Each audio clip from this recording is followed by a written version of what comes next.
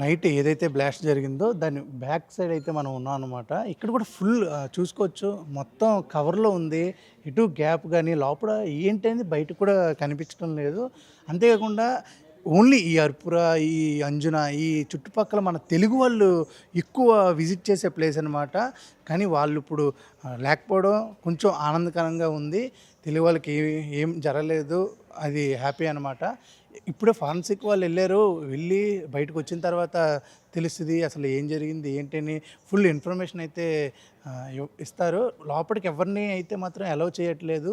Only police వాళ్ళు లోపల forensic వాళ్ళు తప్ప మిగతా వాళ్ళు ఎవ్వరిని లోపలైతే అలౌ చేయట్లేదు. కొంతమందేమో సిలిండర్ బ్లాస్ట్ అంటున్నారు.